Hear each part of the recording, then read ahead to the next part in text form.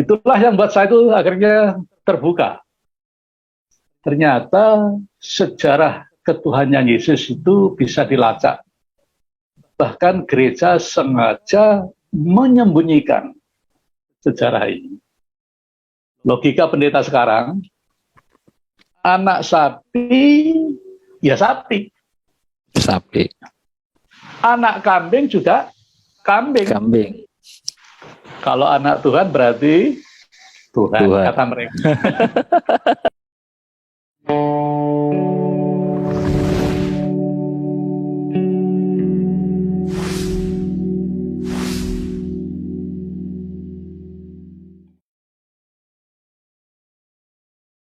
Assalamualaikum Pak Ustadz. Waalaikumsalam warahmatullahi wabarakatuh. Alhamdulillah, Masya Allah. Mungkin langsung saja supaya nanti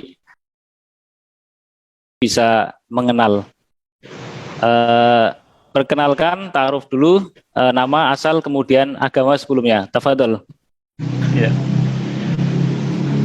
Pemirsa Ma'ala TV, rahimakumullah. Assalamualaikum warahmatullahi wabarakatuh. Waalaikumsalam warahmatullahi wabarakatuh. Perkenalkan, nama saya dengan nama baptis Aletius. Jadi dulu nama saya Aletius Dasar Lubis. Karena kami ada di tim misi kontak yang kelima atau C5, maka nama-nama baptis harus ditranslate ke dalam bahasa Arab. Jadi nama Hasan itu translate dari nama baptis Aletius. Jadi misi C5 itu yang bergerak di kawasan-kawasan masyarakat muslim.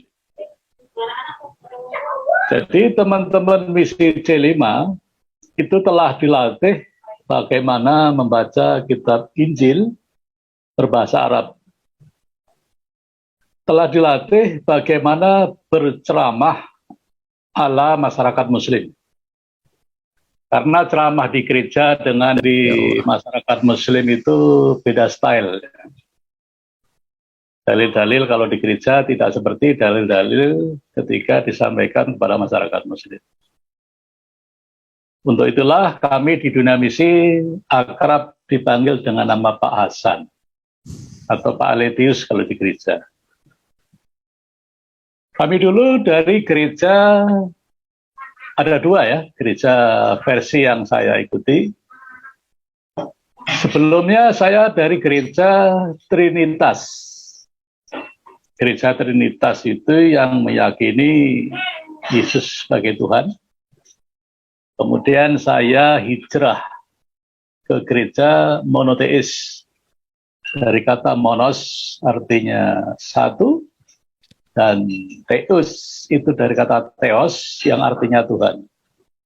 Jadi saya berpindah atau hijrah ke gereja monoteis. Gereja yang bertauhid, yang meyakini bahwa Yesus adalah utusan Tuhan. Dulu waktu di gereja Trinitas, saya di gereja Persekutuan Maranatha Indonesia. Namun organisasi itu sekarang sudah dibubarkan dan sekarang beralih ke nama yang lain. Sebelum di gereja Persekutuan Maranatha Indonesia, awal mula saya bergereja itu di gereja Kristen Perjanjian Baru atau GKPB yang waktu itu pusatnya masih di Surabaya, yang dipimpin oleh pendeta senior yaitu Yeremia Rim. Ketika saya di Surabaya, itu gereja yang tempat saya bernaung.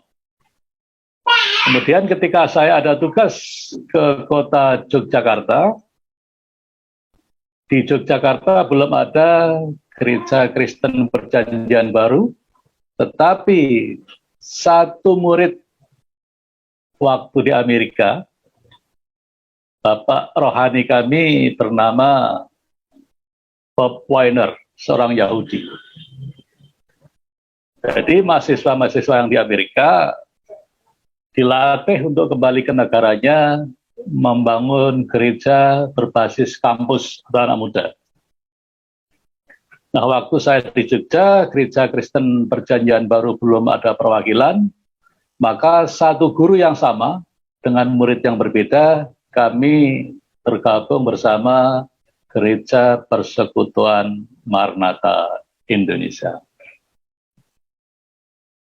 Nah, ketika di Yogyakarta itulah kami bertemu. Kalau bahasa sekarang dipertemukan oleh Allah dengan komunitas Muslim di Yogyakarta. Waktu kami berdakwah di kampus IKIP waktu itu namanya, yang sekarang jadi UNY, Universitas Negeri Yogyakarta. Waktu itu masih bernama IKIP.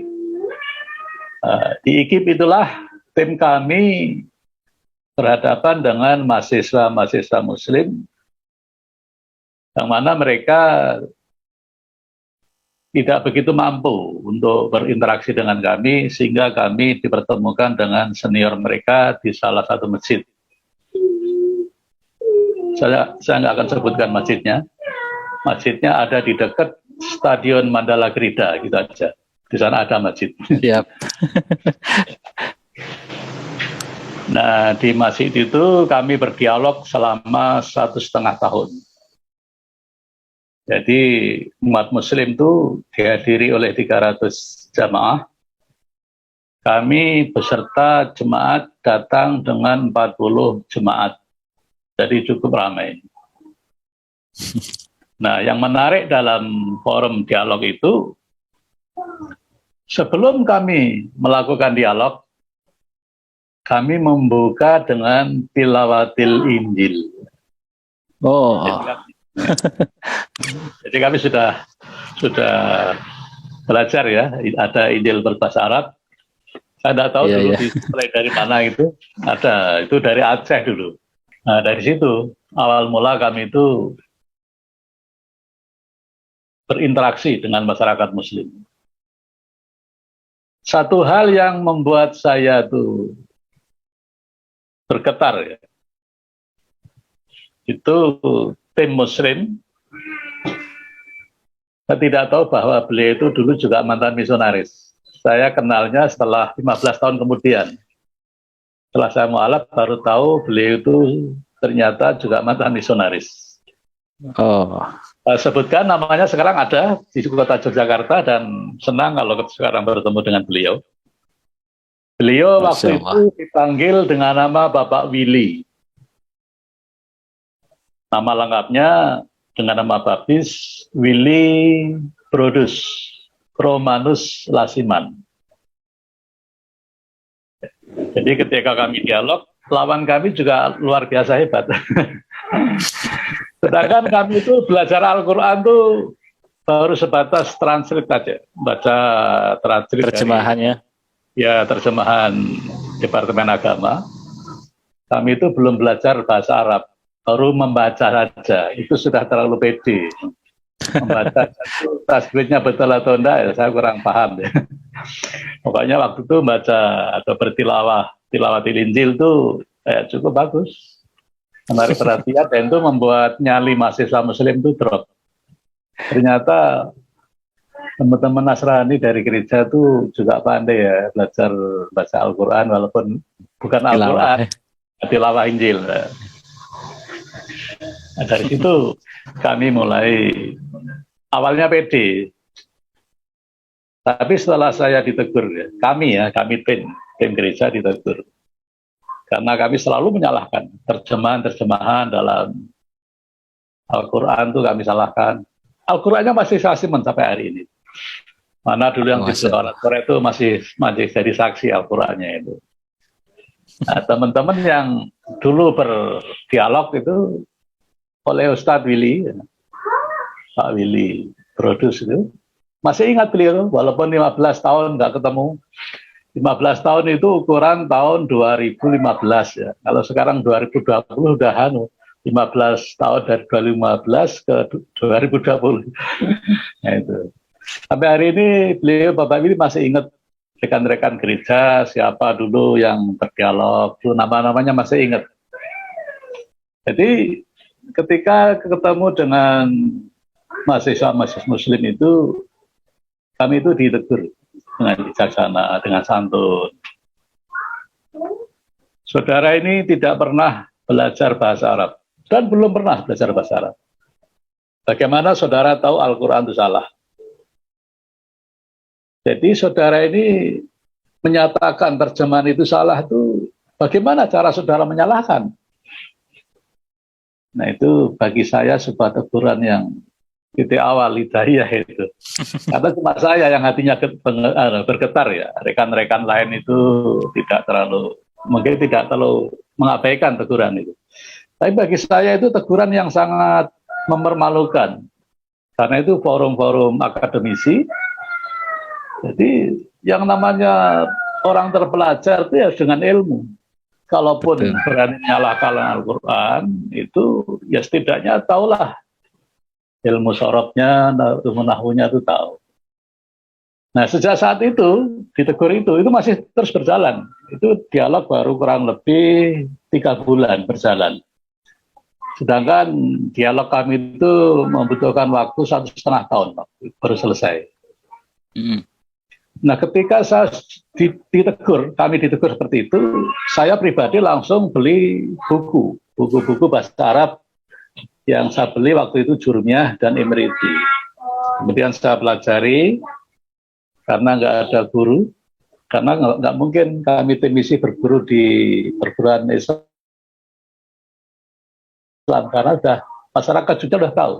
Gereja Maranatha adalah gereja yang setiap saat itu menaruh traktat. Traktat itu kayak buku saku. Buku saku itu untuk dakwahnya gereja. Itu diselipkan ke sepeda motor di tempat parkiran. Dimanapun itu dilakukan. Jadi waktu hari Jumat, kan saya belum ikut Jumatan. Saya dengar ada satu masjid menceritakan bahwa ada anggota Gereja Maranatha yang sengaja menyelipkan traktat atau buku saku di setiap parkiran di sekitar masjid. Nah, ketika kami itu dibicarakan dalam khotbah Jumat, nah sekarang berpikir masa khotbah Jumat beritakan kayak gitu, seharusnya khotbah aja ya. Tapi ini di tengah-tengah khotbah diselipkan aktivitas kami itu di khotbah Jumat itu. Kemudian rekan-rekan saya hubungi, kita sedang dibahas di salah satu masjid, tolong nanti evaluasi ulang ya. Jadi kalau naruh itu setidaknya pakai izin ya, sepeda motor. Walaupun sepeda motor seolah-olah liar, itu bukan liar. Kalau kita nggak izin ke pemiliknya, kita bisa dituntut gitu. Jadi melalui kegiatan ini, jadi saya nggak mungkin belajar Islam pada salah satu tokoh ya waktu itu, karena kami terkenal di Jogja itu sebagai lawan dakwah dari masyarakat Muslim. Nah, belajar dari kitab Jurmiyah dan Imriti itu satu nggak bisa merangkai. Jadi nahwu, tasrifan itu bagaimana merangkainya saya nggak bisa. Jadi 15 tahun tuh nggak berhasil saya belajar bahasa Arab. Kembali lagi kepada kisah saya tadi. Jadi selama saya ikut dialog antara Gereja Maranatha dengan para cendekiawan Islam, sebut saja mahasiswa Muslim di Yogyakarta, saya jadi berpikir, para cendekiawan Muslim kalau mereka mengkaji Al-Quran itu disertai dengan ilmu alat. Dalam bahasa Islamnya itu ilmu alat. Ilmu bahasa itu sebuah alat yang tidak bisa dilepaskan. Jadi untuk mengurai satu kata, ternyata dalam ilmu sorob atau tasrifan itu kan satu kata itu bisa berubah menjadi 250 perubahan dengan varian yang berbeda dengan makna yang berlainan. Wah, ini satu ilmu yang luar biasa bahasa ini. Jadi kalau belajar satu ayat, ya, dulu kami ketika di misi, kami dididik dengan ilmu yang namanya eksegesis. Ketika saya di misi, saya sudah dilatih bagaimana belajar memahami satu ayat suci. Kalau waktu itu ilmu eksegesis itu ya belajar Injil. Itu kami sudah hijrah dari paham Trinitas, kemudian hijrah ke paham monoteis. Tadinya pahamnya itu menuhankan Yesus, kemudian paham ke gereja yang meyakini bahwa Yesus itu utusan Tuhan. Jadi ada ilmu eksegesis yang di pesantren itu dikenal dengan kitab Arokot. Jadi bagaimana seorang ulama itu menggali makna-makna Al-Quran. Jadi waktu di gereja itu untuk mempelajari satu ayat, itu ternyata nggak cukup semalam. Bahkan satu ayat itu kalau dipelajari dengan baik, itu bisa menjadi materi 1 bulan. Dikotbahkan dengan varian tema yang berbeda. Tapi pembahasannya satu. Al-Quran juga gitu. Al-Quran ketika dikaji dengan ya, ilmunya Imam Syafi'i, Masya Allah luar biasa. Satu ayat tuh kalau dianalisa betul bisa menjadi materi khotbah 1 bulan dengan variasi yang berganti-ganti. Padahal udah dibahas satu, cuma nanti bisa diganti tema. Jadi kembali lagi ke dialog tadi. Setelah saya memikirkan para cendekiawan Islam atau ulama-ulama Islam mengupas ayat-ayat Al-Quran, seharusnya kan umat Nasrani, kalau dia belajar Injil, itu juga sebagaimana ulama Islam. Nah, setahu saya di dunia teologi atau sekolah teologi atau di kita itu pondok pesantren, rujukan dari terjemahan-terjemahan Injil berbahasa Indonesia ini mentok itu paling pakai terjemahan bahasa Inggris, yaitu King James. Nah, di King James itu sudah masuk akal ya. Yesus itu disebut the Lord Jesus, Tuhan atau baginda Tuhan. Yeah. Tuhan. Ya. Lord. Yeah. Jadi Yesus nggak pernah disebut the God. Nggak pernah disebut Tuhan dalam bahasa Inggris. Tapi waktu itu ketika saya masih dalam dunia Trinitas, itu kok ya nggak bisa keluar dari pemikiran bahwa Yesus itu Tuhan. Untuk keluar dari situ nggak bisa. Masih kekeh ya. Nah, masih kekeh. Nah, setelah di kelompok monoteis ini, baru kami sadar, iya ya. Bahasa Inggrisnya Yesus kan the Lord Jesus. Bukan the God Jesus. Bahkan tidak ada kata itu. Kemudian setelah kami juga belajar di salah satu dosen bahasa Yunani. Beliau alumni Arkansas, USA. Saya itu diuji oleh dosen saya. Saya sebut nggak apa-apa ini. Bapak Benny Menonialdus. Itu kelahiran dari Polores, jadi dosen di 5 sekolah teologi di Yogyakarta dan Magelang. Saya diuji setiap kali membaca. Kalau biasanya terjemahan LAI, Lembaga Alkitab Indonesia, itu menyebutnya Tuhan Yesus. Saya nggak pernah, sejak saya berkeyakinan monoteis, saya lepaskan semua terjemahan yang menyebut Tuhan Yesus. Karena terjemahan itu pun dulu nggak ada. Dalam bahasa Indonesia, kata Tuhan Yesus itu nggak ada. Dari mana kata itu berasal? Dulu ada seorang misionaris dari Portugis yang tugas di Sulawesi. Suku Gowa itu nggak pernah bisa bilang Tuhan. Tuhan Yesus itu nggak pernah bisa bilang. Jadi kalau menyebut Tuhan Yesus itu Tuang Yesus. Jadi antara menyebut Tuhan Yesus dengan menuang air itu nggak bisa bedakan.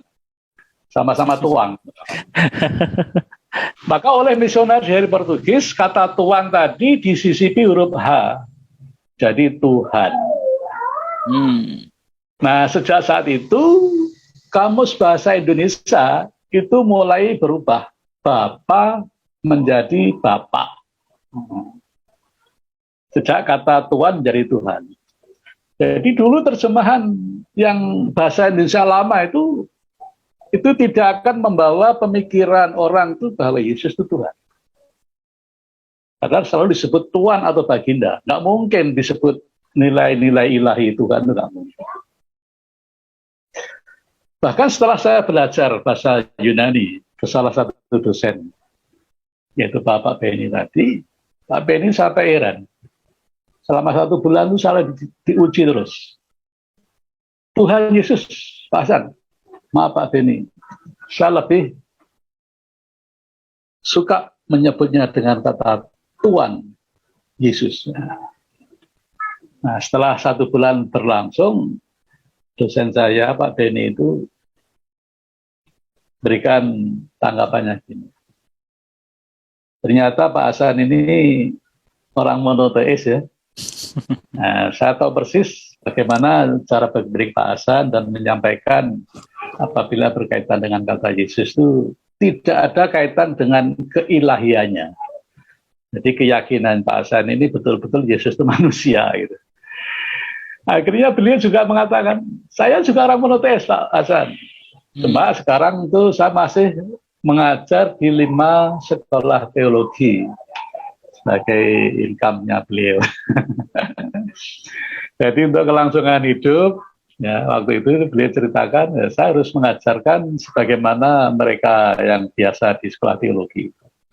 Jadi dosen saya Pak Beni itu secara keyakinan atau akidah itu sudah keluar dari konsep Trinitas, tapi masih mengajar di sekolah tinggi teologi yang berbasis Trinitas. Akhirnya beliau menjadi bersahabat dengan saya. Jadi kita sama-sama penganut monoteis atau penganut ajaran tauhid ya bahasa Arabnya. Nah dari situlah saya akhirnya semakin yakin bahwa terjemahan, pemahaman, paham-paham Trinitas itu satu kesalahan. Itu pun saya masih belum langsung keluar dari gereja. Saya harus kuatkan dulu keyakinan ini. Terus sejak kapan ajaran itu berubah? Nah ini ada satu buku yang ditulis oleh Richard atau Robert Einstein, ya, saya lupa. Judulnya itu Kala Yesus Jadi Tuhan. Dalam buku itu bukan sebuah buku sejarah yang disajikan, tapi sebuah buku novel. Tadinya saya juga nggak tertarik baca buku itu. Ngapain buku kok Kala Yesus Jadi Tuhan? Begitu saya baca satu bagian, loh, ternyata ini kok seperti sejarah. Sejarah yang disajikan dengan tulisan-tulisan ala novel gitu. Jadi pembaca itu nggak terasa. Seolah-olah baca novel padahal itu sejarah gereja. Maksud dari sang penulis, ketika Yesus kamu angkat jadi Tuhan, ini loh yang terjadi. Pemikiran masyarakat itu akhirnya terhijab, tertutup dengan pemikiran akal sehat. Melalui buku itu, Allah buka pemikiran saya. Ternyata ajaran Nabi Isa atau ajaran Yesus itu pada awalnya memang ajaran tauhid. Karena misi dakwah yang pusatnya di Yerusalem waktu itu, kemudian dakwah pertama kali di negara Syria. Makna-makna Injil yang dibawa sampai ke negara Syria itu masih bermakna ketauhidan atau monoteis. Tetapi ketika dari Syria ini dibawa ke arah barat sampai ke negara Yunani di kota Athena itu, nah, ternyata pembelokan makna dari Injil itu ada di kota Athena. Karena kota Athena itu kota gudang cendekiawan. Pemikir-pemikir dunia, penemu rumus-rumus kimia, fisika itu ada di sana. Jadi gudangnya para cendekiawan. Dan karena saking terlalu pandainya ini, para cendekiawan di kota Athena itu membuat satu rumus. Tidak ada di muka bumi ini yang disebut dengan kata satu mutlak. Nggak ada. Semua benda yang satu itu gabungan dari benda-benda kecil yang disebut gabungan molekil-molekil sehingga menjadi sebuah benda. Kapur tulis itu gabungan dari ribuan mungkin jutaan molekil-molekil sehingga menjadi batang kapur tulis. Kaca atau gelas itu juga gabungan dari molekil-molekil kaca sehingga terbentuklah kaca. Sehingga paradigma masyarakat di kota Athena itu merumuskan tidak ada benda itu satu secara mutlak. Termasuk Tuhan. Tuhan juga nggak bisa satu. Jadi kata theos yang disebut Tuhan dalam terminologi Yunani atau Greek itu adalah dewa tertinggi yang membawai dewa-dewa lain. Nah, ketika Injil diberitakan ke kota Athena, itulah awal, kalau kita tuh menyebutnya bid'ah. Ajaran baru bagi ajaran Nasrani. Itu awalnya di kota Athena. Karena ketika disebutkan bahwa Yesus itu orang yang luar biasa. Dulu ada penyakit yang belum ditemukan obatnya, yaitu seorang yang terkena lepra atau kusta. Itu kalau sudah terkena lepra atau kusta, maka tubuhnya akan hilang sedikit demi sedikit. Nah, ketika diceritakan ada seorang manusia bernama Yesus mendoakan orang sakit kusta itu bisa pulih seperti sempurna, ini menjadi viral. Mengalahkan viralnya tokoh legendaris Achilles dalam sebuah film The Troy. Achilles itu dulu bayi yang dicelupkan oleh orang tuanya ke dalam air suci. Nah, yang dicelupkan itu jadi ketika Achilles dewasa itu jadi orang yang sakti mandraguna. Tapi yang dipegang oleh kedua orang tuanya, kakinya itu, di bawah mata kaki itu nggak tercelup. Sehingga ketika Achilles ini menjadi seorang yang dewasa, dia tidak mempan dengan goresan pedang, juga tidak mempan dengan tajamnya anak panah. Nah, ini kisah dalam The Troy seperti itu. Tapi akhirnya musuh mencoba menggali informasi. Tanya ke babysitternya, bagaimana Achilles bisa sehebat itu? Maka babysitternya cerita, itu karena dulu waktu masih bayi oleh orang tuanya dicelupkan ke dalam air suci. Hanya bagian di bawah mata kaki yang tidak tercelup. Jadi kalau mau membunuh Achilles itu silahkan ditembak di bawah mata kakinya. Akhirnya oleh lawan Achilles, carilah seorang sniper ya, ahli panah yang memanah bagian bawah mata kaki Achilles itu. Matilah Achilles. Itu orang yang seperti itu di kota Athena disebut anak dewa. Walaupun mati akhirnya anak dewa itu. Sekarang ini ada tokoh yang lebih hebat dari Arkilis, namanya Yesus. Orang penyakit seberat apapun bisa disembuhkan atas izin Allah. Ini dalam pemahaman monoteis atau di pemahaman Trinitas, yaitu kuasanya Yesus sendiri. Oh,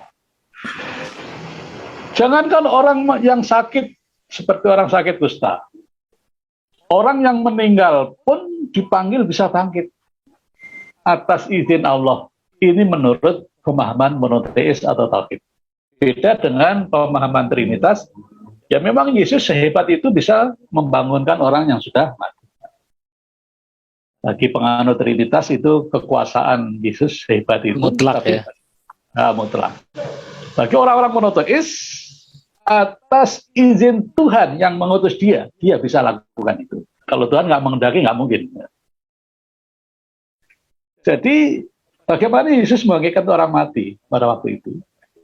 Jadi, zaman dulu itu makam itu tidak seperti di tempat kita ya. Ini durasinya kepanjangan nggak apa-apa ini. Ada apa-apa? Saya sudah setting 2 jam, insya Allah. Oh, ya. Tafadhol. Yeah.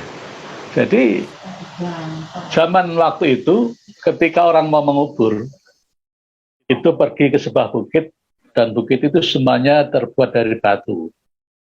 Jadi kalau kita ke daerah Arab itu namanya gunung itu ya batu. Kalau mau bikin makam baru menggali gunung menjadi gua. Terus dikasih pintu bentuknya bulat seperti tampah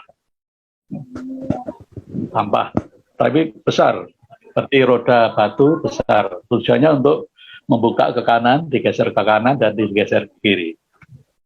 Jadi tidak digubur seperti kita ditimbun tanah, enggak. Waktu itu ada seorang baru meninggal. Kemudian Yesus meyakinkan, kalau kamu tidak percaya bahwa saya diutus oleh Tuhan, sekarang bawa saya ke makam yang baru saja dibuat. Maka dibukalah batu yang besar itu. Nah, jenazah waktu itu tidak dipocong seperti di tempat kita saat ini. Jadi kalau ada jenazah itu dibalut dengan kain kafan seperti mumi gitu. Kemudian dibaringkan di atas meja terbuat dari batu. Nah, ketika setelah menghadap jenazah itu, Yesus atas izin Allah, wahai mayat, bangkitlah. Maka mayat yang diperintahkan untuk bangkit itu bangkit betulan dan melepaskan kain kafan yang dililitkan ke tubuhnya, kemudian bisa pulang ke rumahnya. Nah, berita seperti ini bagi masyarakat kota Athena, oh berarti Yesus ini memang anak dewa. Transit di Indonesia disebut anak Allah. Ini satu kesalahan. Anak dewa menjadi anak Allah di tempat kita. Bagi orang sana menyebut anak dewa itu nggak masalah. Tapi ketika disebut anak Allah itu suatu istilah yang sebenarnya susah diterima.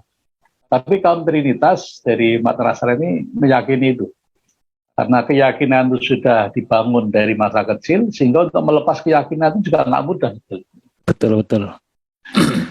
Terlalu melekat ya di benak.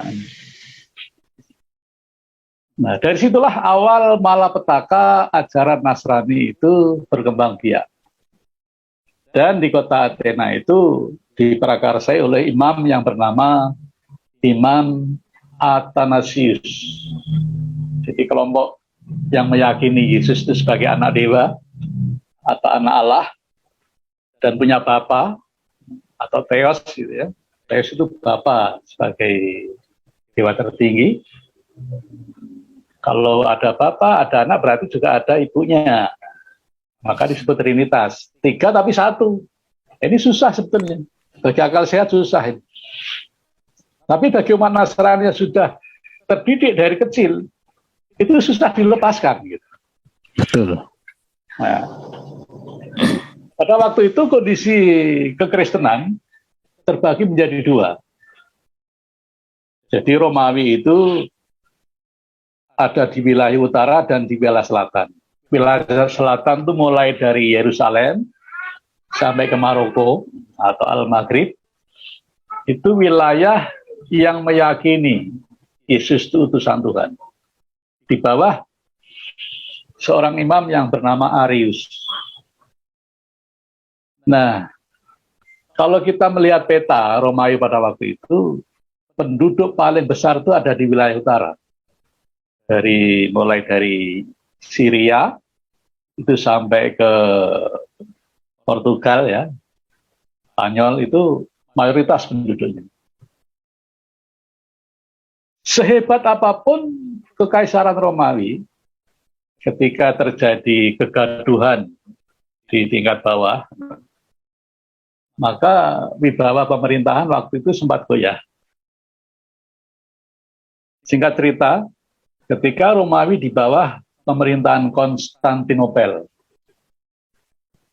yang ibu kotanya di Istanbul, untuk menyelesaikan kegaduhan negara adidaya waktu itu, maka semua tokoh gereja dikumpulkan. Ada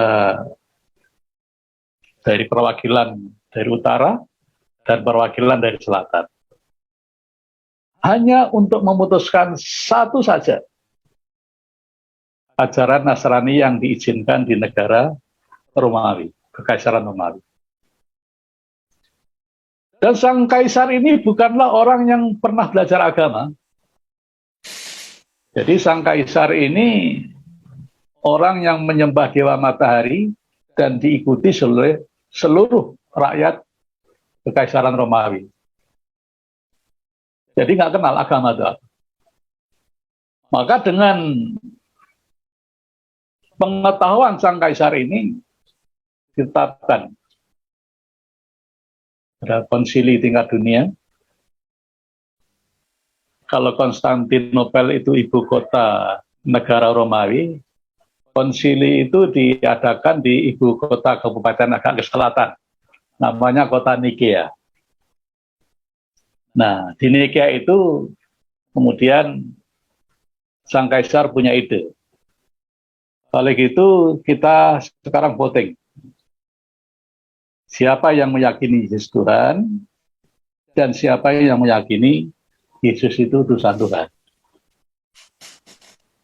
Ini kan keputusan yang konyol. Masa memutuskan Tuhan dengan cara seperti itu? Ya kalau kita lihat di peta Romawi pada waktu itu, wilayah utara jauh lebih besar suaranya. Ya, naudzubillah min dzalik. Akhirnya selesai voting, suara itu dimenangkan oleh kelompok Imam Athanasius yang menyatakan bahwa Yesus adalah Tuhan. Logika pendeta sekarang, anak sapi, ya sapi. Sapi. Anak kambing juga kambing. Kambing.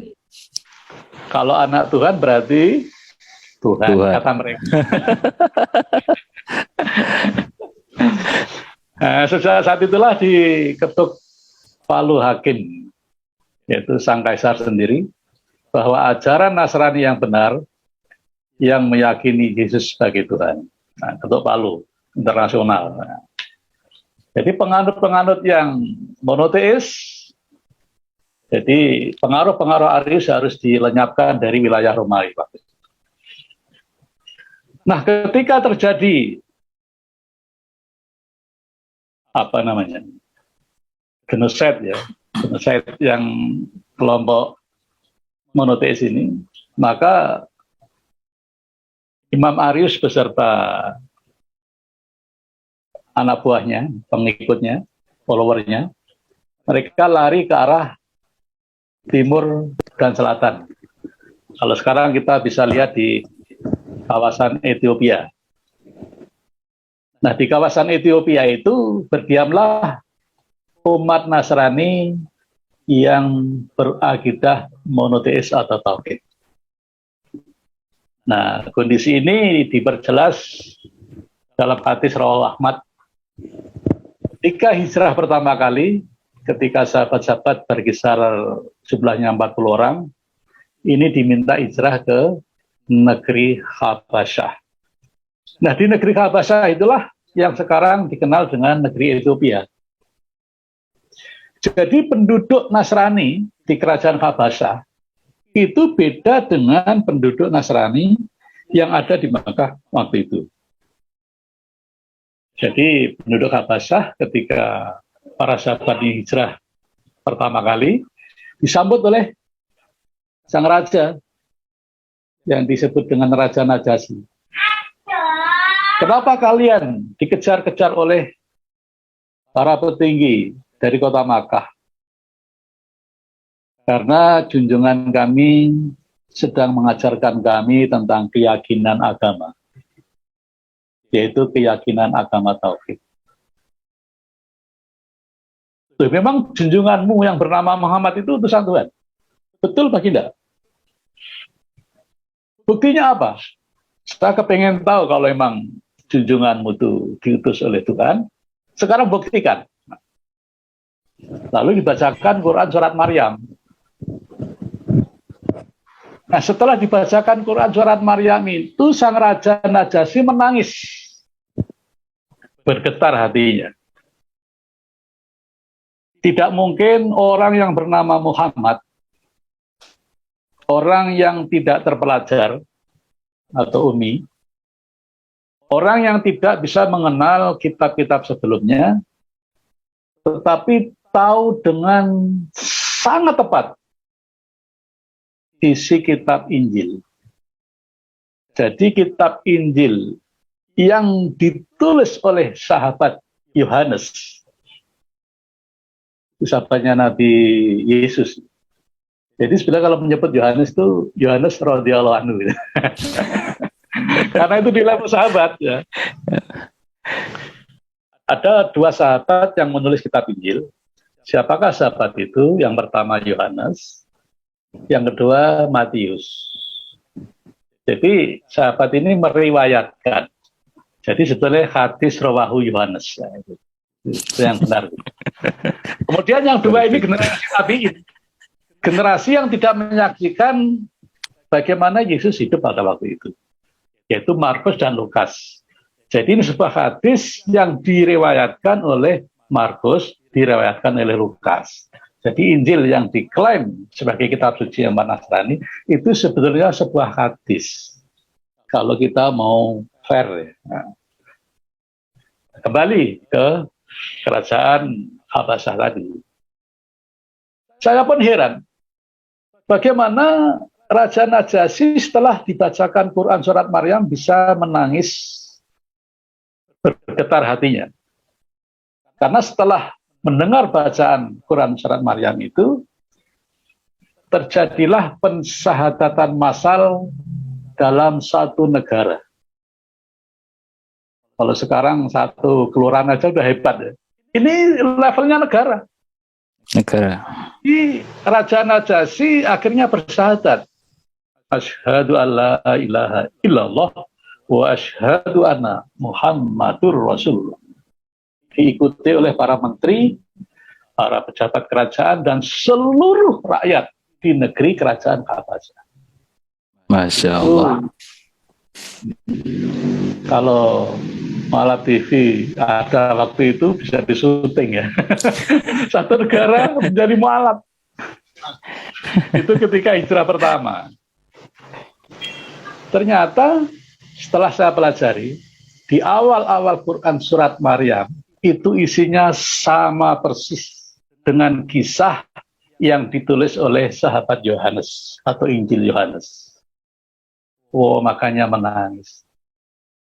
Nggak mungkin kalau orang yang bernama Muhammad ini, kalau tidak mendapatkan wahyu dari Allah, bisa mengerti kitab Injil dengan sangat tepat dan benar. Ada lagi sebenarnya, surat Yasin ketika dibaca di Madinah waktu itu membuat tokoh di sana menangis. Ternyata ada banyak hal ayat-ayat Al-Quran itu yang menggetarkan jiwa. Nah itu kalau kita gali, ternyata itu Betul. juga ayat-ayat yang dibaca di Madinah waktu itu sama persis juga dengan yang ada di Injil. Versinya lain, bukan seperti kitab Yohanes, bukan. Nah itu ternyata saya dapat pencerahan gara-gara membaca buku Kala Yesus Jadi Tuhan. Nah, setelah buku itu disebarkan, dijual, banyak tokoh-tokoh Nasrani yang akhirnya itu berhijrah menjadi seorang mualaf. Akhirnya dari penerbit buku itu langsung ditarik dari peredaran dan tidak dicetak lagi. Itu pun saya bacanya waktu saya di tugas belajar di Bali ya. Karena di Bali itu untuk misionaris asing itu mudah ya, keluar masuknya dan pergerakan di sana tidak terlalu direcoki oleh umat muslim ya. Jadi pendidikan saya waktu itu di Bali ya.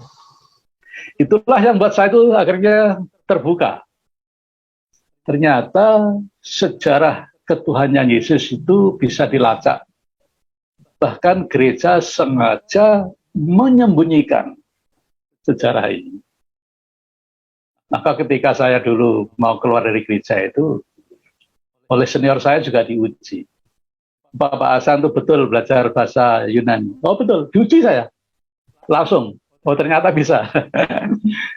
Jadi tidak semua pendeta itu bisa menerima pelajaran bahasa Yunani. Karena terlalu sulit. Seperti remaja muslim ketika disodori ilmu nahu dan sorof itu belum belajar sudah pusing duluan.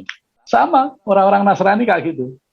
Jadi ketika saya terbuka dari segi histori ketuhanan Yesus itu bukan ajaran asli yang diajarkan oleh Yesus, saya berani mengambil keputusan untuk keluar dari gereja. Cuman caranya lebih halus, santun. Saya diutus untuk pergi mengembangkan misi ke kawasan muslim. Jadi saya diutus keluar dari gereja, itu bahasa pamitan secara halus. Sehingga jemaat gereja itu menganggap saya juga menjalankan misi ke kawasan-kawasan muslim. Itu awal saya keluar dari gereja resmi. Maaf, itu tahun berapa kira-kira? Bentar. Saya dulu ikut pendidikan monoteis itu saya syahadat itu tahun 2008. 2000? Saya syahadat itu 2008. 1 tahun sebelum syahadat, berarti 2007 itu saya pulang dari pendidikan misi monoteis gereja Tauhid. Tahunnya kurang lebih waktu saya pamit dari gereja itu saya lupa ya, harus ngitung mundur lagi itu. Pokoknya itu tahunnya saya lupa.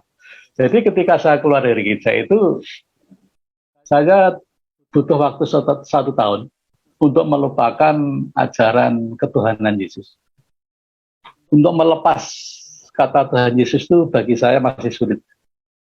Butuh 1 tahun untuk saya tidak ke gereja, saya tidak baca kitab gereja, supaya hati saya itu jadi bebas dari pengaruh ajaran gereja itu. Nah, setelah itu baru saya bersyahadat di tahun 2008. Jadi kalau tanya tahun, saya harus review lagi mundur ke belakang mengingat-ingat peristiwa itu. Karena dokumennya sudah saya habisi semua. Waktu ketika saya keluar dari gereja itu, piagam semua saya bakari. Kalau ngerti sekarang itu menjadi saksi ya. Itu nggak apa-apa. Betul. Ketika saya sekarang butuh saksi, ya, foto-foto di misi dulu juga sudah saya hilangkan semua, ada tersisa berapa aja gitu. Nah, saya dulu nggak berpikir seperti itu, bahwa kalau saya nanti jadi seorang muslim, ini loh buktinya di misi itu seperti ini. Nah, dan itu bisa diceritakan untuk saat sekarang, tapi sudah terlanjur. Itu syahadatnya di daerah mana Pak Ustadz? Dari rumah saya itu ada masjid namanya Masjid Anur. Masjid Anur Jalan Pelem-Sari. Oh, kebetulan saya Cak Nur juga. Masjid Anur banyak ya. Masjid Iya. Anur waktu itu saya ada di situ bersama satu teman dari Gorontalo, satu teman dari Manado. Jadi bertiga. Saya dengan dua teman itu bertiga.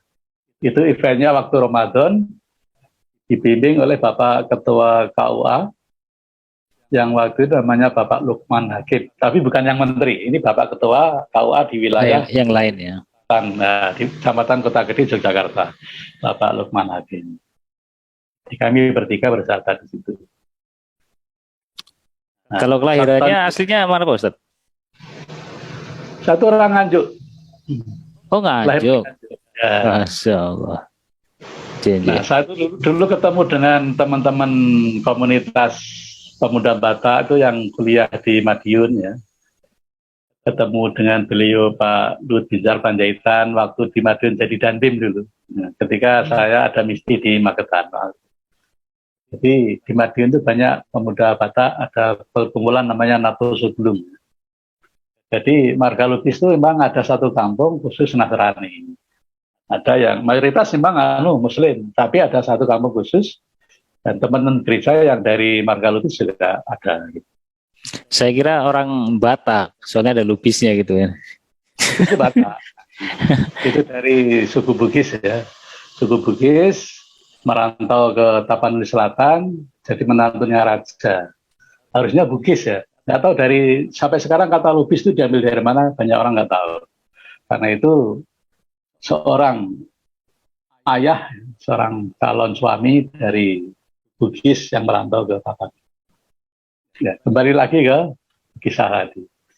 Jadi ketika saya keluar dari gereja itu ada upacara resmi. Saya pergi dari gereja, menurut jemaat gereja, saya sedang bertugas ke kawasan-kawasan Muslim. Itu secara tersiratnya seperti itu. Sebenarnya itu sebuah upacara saya keluar dari gereja. Baru orang-orang dekat saya, tetangga saya itu ngerti saya betul-betul Muslim 3 tahun kemudian. Jadi selama 3 tahun itu masih akrab. Setelah ngerti saya betul-betul orang Muslim, baru mereka putus sama sekali, nggak mau komunikasi. Jadi dengan adanya teman-teman misi yang hijrah ke Islam ini, akhirnya sebagai seorang Muslim pun naluri untuk jadi misionaris, misi dakwah ini nggak lepas. Bagi saya, kalau saya dulu sebagai seorang hamba Tuhan, yang mewakafkan hidup kepada Tuhan.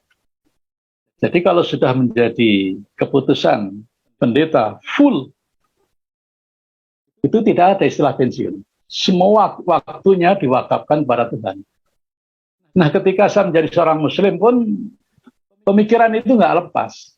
Bukan berarti setelah Muslim. Memang waktu saya keluar dari gereja, saya harus cari nafkah ya. Karena gereja sudah nggak mensupport kan. Jadi saya harus cari penghidupan sendiri, bekerja waktu itu. Dan proyek pertama itu proyek Kitpan. Itu milik orang Belanda yang dari Yogyakarta. Itu proyek awal yang saya geluti. Sampai sekarang saya nyambi ya. Dunia arsitek itu saya sambi, tapi poin utamanya adalah dakwah. Mendakwahkan Islam di kawasan. Ya. Itu kisah saya. Jadi lahir dari pemikiran. Saya mencontoh para ulama bagaimana mengkaji Al-Quran, saya terapkan itu bagaimana mengkaji Injil. Ternyata Injil kalau dikaji, itu tidak beda dengan makna-makna Al-Quran, yaitu keimanan ketauhidan. Jadi kok ada keimanan di luar ketauhidan, itu bid'ah yang diawali dari kota Athena Yunani. Bid'ahnya gereja maksudnya. Tidak membid'ahkan orang Muslim. Bid'ahnya gereja itu diawali dari kota Athena, negara Yunani. Itulah pencerahan yang Allah berikan pada saya. Selama 15 tahun saya mencoba menggali Injil, juga belajar Al-Quran. Ternyata yang salah itu para misionaris belum belajar nahwu sorob sudah berani menyalahkan Al-Quran. Begitu Mas Nur. Masya Allah, luar biasa. Jadi kisahnya memang dalam pencarian itu memang panjang sekali ya. Iya, iya. Kira-kira 15 tahun tadi ya? 15 tahun. 15 tahun. Itu 15 tahun itu pencarian ya? Ya, Masya ya. Allah. Jadi dari mulai pemahaman Trinitas, kemudian monoteis, itu kan pemahamannya kan monoteis itu kan bahwa Yesus itu utusan ya. Utusan. Nah, terus kemudian Tuhannya tetap Allah gitu ya. Iya, Tuhannya tetap Allah ya. Allah. Berarti ya. itu kan sebenarnya sesuai dengan yang ada di Bible ya. Iya. Di Yohanes 5:30 kalau nggak salah. Iya. Itu sebentar, saya browsing dulu. Nah ini, aku menghakimi sesuai dengan apa yang aku dengar, Betul. dan penghakimanku adil. Kenapa adil? Di sini disebutkan sebab aku tidak menuruti kehendakku, Betul. melainkan kehendak Dia itu Allah yang mengutus aku.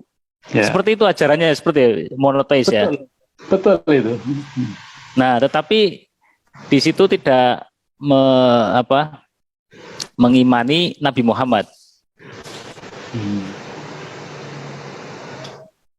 Monoteis itu meyakini mengimani Nabi Muhammad apa enggak? Jadi gereja monoteis yang sekarang ini itu mereka percaya bahwa Al-Quran itu firman dan Rasulullah Muhammad SAW itu utusan Allah. Warga gereja monoteis itu sekarang juga belajar Al-Quran. Cuma metodenya pakai cara sendiri ya. Kalau saya kan metode ala pesantren. Nah, cara teman-teman monoteis kalau belajar Al-Quran itu Al-Quran itu misalkan kata Aladina, itu pasti terjemahnya orang-orang yang Samawati terjemahnya langit, Al-Ard atau Al-Di itu bumi ya. Jadi mereka akan hafalkan. Mereka menghafalkan itu kata per kata itu. Nah, itu lemahnya apa? Lemahnya tidak mengerti kedalaman setiap kata itu. Sorob atau tasrifan, perubahan kata. Satu kata bisa menjadi 250 perubahan dengan makna yang berbeda. Jadi teman-teman monoteis itu kemajuannya, mereka sekarang belajar Al-Quran dan mengelompokkan. Kata amanu pasti beriman, artinya orang-orang beriman. Aladina amanu, orang beriman. Itu cara mereka belajar. Nah, kalau saya kan caranya ngikuti ulama Islam, belajar bahasa. Itu sudah bagus itu. Mereka bisa keluar dari konsep Trinitas, itu sebuah mujahadah. Sungguh-sungguh mempelajari kitab Injil sehingga bisa keluar dari pemikiran-pemikiran Trinitas. Salah satu ayat yang diselewengkan ya, ini di Injil yang ditulis oleh sahabat Yohanes di pasal pertama, ayat pertama. Ini viral. Nah, di video saya itu juga dibantah oleh orang yang katanya ahli teolog. Ini saya jelaskan. Saya nggak menjawab mereka yang mengcounter pernyataan saya itu, karena menurut saya orang yang mengcounter pernyataan saya itu ibarat baca Al-Quran tidak pernah belajar ilmu tajwid sehingga bacanya salah. Ibarat orang yang mencoba mentranslate bahasa Yunani itu nggak pernah belajar nahwu sorof sehingga nggak ngerti bagaimana mentranslate-nya. Ini salah satu contoh gini. Terjemahan LAI, Lembaga Alkitab Indonesia, yaitu lembaga Alkitab yang menyediakan untuk kaum Trinitas. Karena kaum monoteis itu sudah nggak pakai terjemahan LAI. Terjemahan LAI seperti ini. Pada mulanya adalah firman. Itu anak kalimat pertama. Anak kalimat yang kedua, firman itu bersama-sama dengan Allah. Anak kalimat yang ketiga, dan firman itu adalah Allah.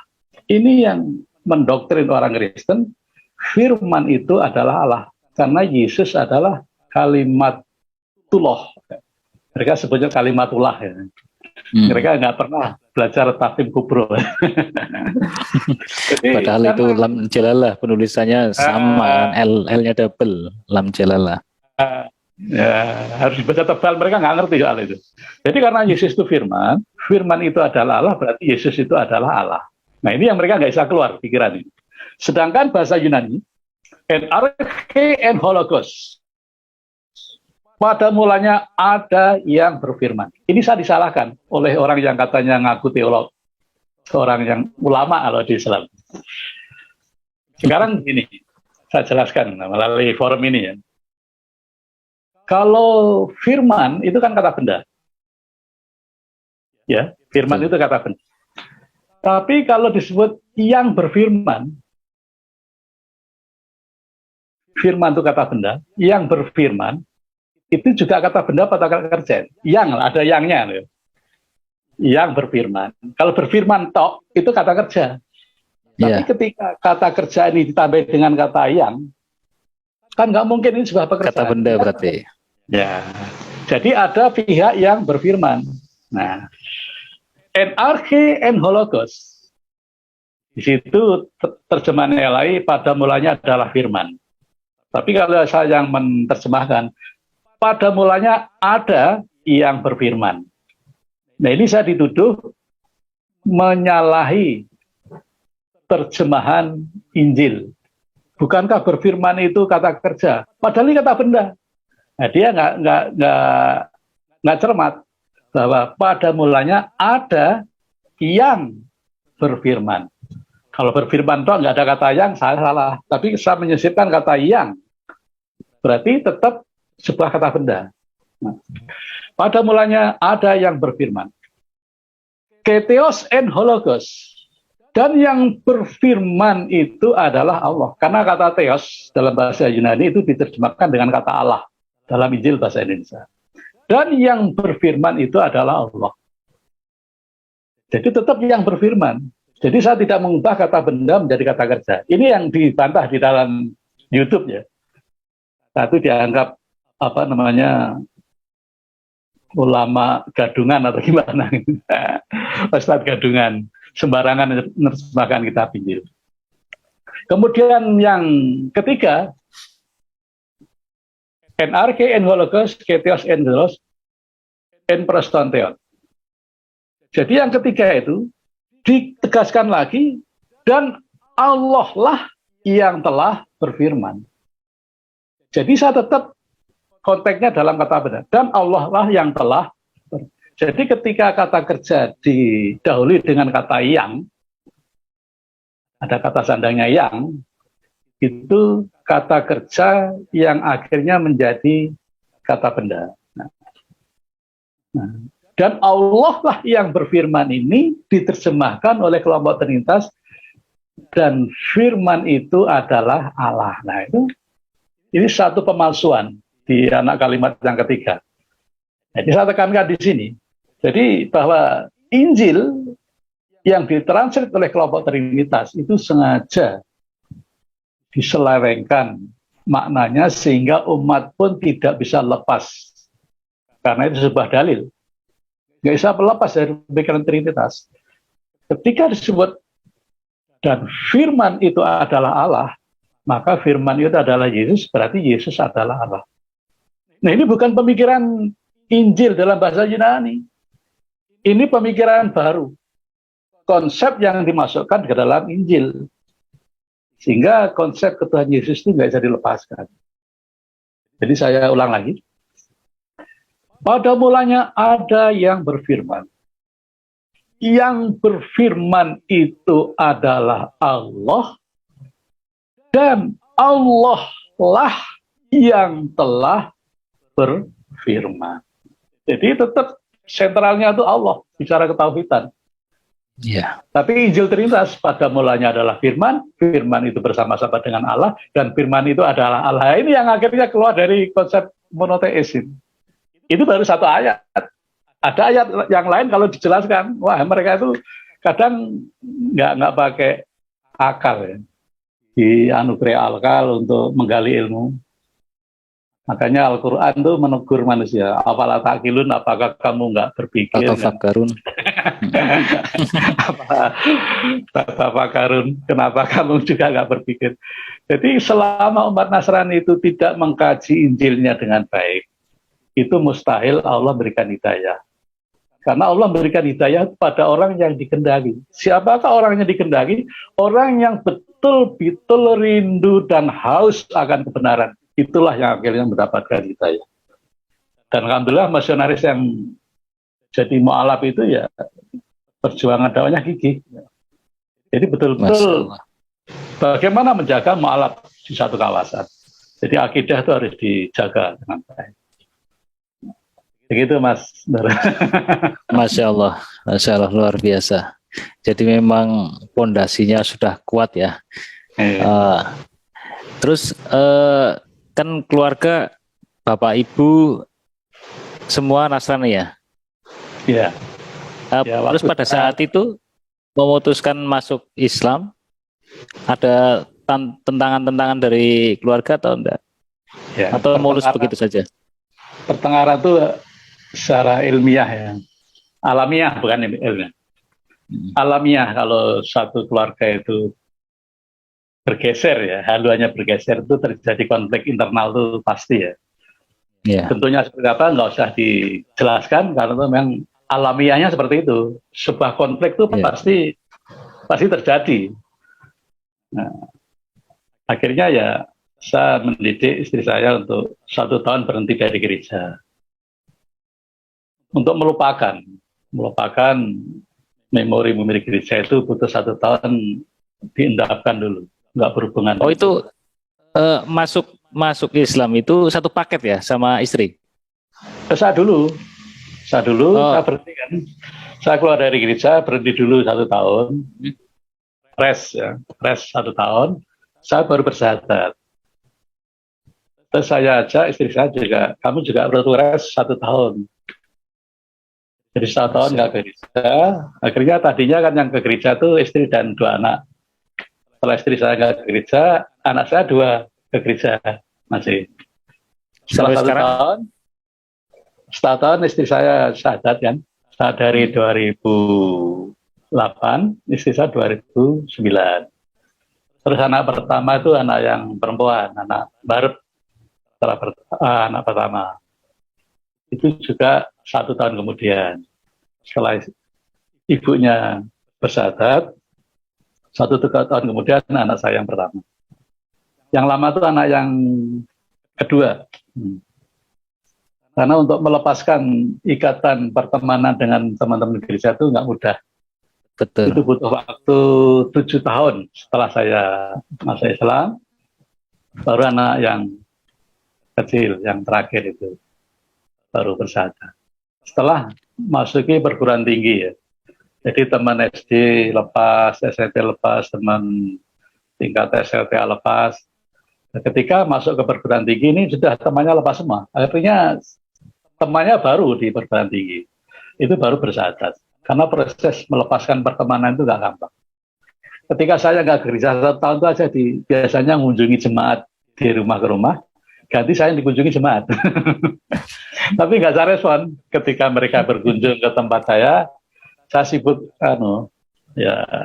desain proyek Hitfan waktu itu, perencanaan sirkuit saya kerjakan. Jadi setiap kali ada jemaat gereja yang mengunjungi saya, berusaha dekati lagi, saya cuekin, saya kerja biar istri saya yang nemuin. Biasa ada kerja di situ, tapi saya tetap buat gambar-gambar perencanaan. Itu bisa. Jadi sekarang udah Muslim semua. Alhamdulillah. Jadi kan basicnya arsitektur ya? Ya. Jadi sekarang ini dulu ada teman dari Ngawi kepingin pulang kampung. Nah, ketika pulang kampung nanti setidaknya masjid dan masyarakat itu sudah terkondisi ya. Nah, sekarang teman saya itu masih di Jogja karena punya usaha di Jogja. Nah, nanti kalau beliau itu sudah mendelegasikan perusahaan itu ke putranya, baru nanti beliau pulang ke kampung di Ngawi, di Ngawi pelosok ya, berbatasan dengan Jawa Tengah, di Ngawi kecamatan sini, Ngawi paling barat. Di situ kami diamanai membangun sebuah masjid dari desain, pengawasan, dan penataan anggarannya. Begitu, Mas Nur. Masya Allah.